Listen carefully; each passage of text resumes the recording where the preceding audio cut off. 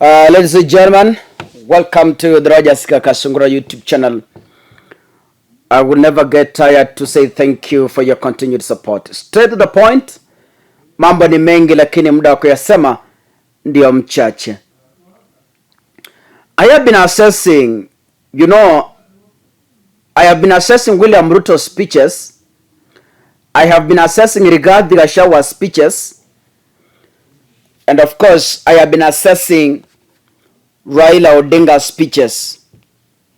And today, I want to entirely focus on the speeches from the Kenya Kwanza side so that we try to understand what is really happening in this country. When something happens, always there is a genesis. When you see a fight happening, it means it was planned earlier. There is nothing that just starts. Before you see something happening, just know it has taken time to plan that particular thing, because it's normal for one to plan before execution, right? When I try to look at how Rigathi Gachagua speaks, when I try to look at how William Ruto speaks, when I try to look at how the people affiliated to Kenya Kwanza speaks, there is one thing that comes into my mind, or there is a conclusion that comes into my mind. My work entirely on this platform is to do research and open your eyes so that you see politics, as I say, from a third eye, away from the usual things you see on television. Now, the fight between William Ruto, or let me say Kenya Kwanza, because it's a team, it's a ganged up team. The fight between Kenya Kwanza and Azimio is not the fight between Kenya Kwanza and Raila Odinga. Mnanipata? Let me repeat myself. The fight you see, according to my assessment, vile mimi nimeangalia maneno vile kunaenda, the fight between Kenya Kwanza and Azimio is not the fight between Kenya Kwanza and Raila Odinga as a person. I will defend my sentiment. The fight between Kenya Kwanza and Azimio is the fight between Kenya Kwanza and former President Uhuru Muigai Kenyatta. Nirudie. The fight between Kenya Kwanza and Azimio is the fight between Kenya Kwanza and the former President Uhuru Kenyatta as an individual. What does this mean to the people of Luo Nyanza, Rift Valley, and Central? I want to address those three regions because Raila Odinga comes from Luo Nyanza. William Ruto comes from the Rift Valley. President Uhuru Kenyatta and Rigathi, they come from Central Kenya. What does this fight mean to these three regions? This is what it means. William Ruto is up in arms to completely finish and scatter the mountain. Why? The mountain has a majority of votes in this country, which means if you are coming from the Rift Valley, you must at some point seduce them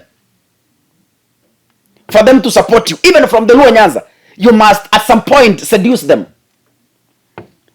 When that is known, then the people from the Rift, that is William Ruto, is up in arms to scatter the mountain, to block them for a possible presidency either in 2027 or 2032.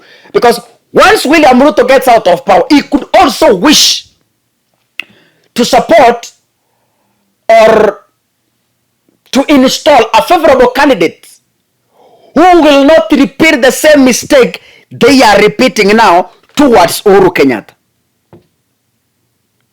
So, hivi vita unaona, let me predict like this. Finally, and finally, the Luo Nyanza, the Rift Valley will unite. When these guys will unite, there is a possibility they will lock out the people from the mountain. When this time comes, you find the mountain is already scattered. Kuna watu who believe in Uhuru Kenyatta. They are Kikuyus who entirely believe in Uhuru Kenyatta. And Rigathi Gachagua is just a member of parliament who, by God's mercies, or by stealing, as Azimio says, ascended to power. Now, he is beginning to build his monarch from scratch. When he's building the monarch from scratch, he must first dismantle the existing foundations the Kenyatta family had laid. Remember, the Kenyatta family has produced two powerful presidents in this country, Mzee Jomo Kenyatta and Uhuru Kenyatta. These are foundations you cannot easily uproot. So the majority believe in them from the central Kenya, right? What is going to happen? There is going to be a split in the mountain. Watu and the Kenyatta family, Watu and the Gachagua family. So they are going to have, in fact, two sects in the mountain. Once you divide the mountain, then you're good to go as a leader in this republic. Once you've split the mountain is known to be more than united for decades in this country, more than any other tribes. Watu wa mlima wamejulikana, sio hata kwa siasa tu, hata kwa biashara. Wamejulikana ni watu ambao wanafanya kazi pamoja. They are united. In fact, politically, they are united. You cannot easily separate them. Now, the Kenya Kwanza is getting a leeway to separate these guys. For again, wacha niwaambie, kwa hii vita, the people who will be gaining more are the people from Nyanza, that is, from Nyanza and Western. So, kwa hii vita, as the mountain crumbles, as the mountain comes down, the gain will finally remain on William Ruto and Raila Odinga at some point. Because, okay, Raila will remain with the Kenyatta family, if at all remains, but then scattering in the mountain is a gain to any politician who is planning to contest for presidency. Mananipata? But then our brothers from the mountain are blindly being used without knowing they are killing themselves. So by 2027, mark my words, or immediately by 2027 or immediately after 2027, the Rift Valley,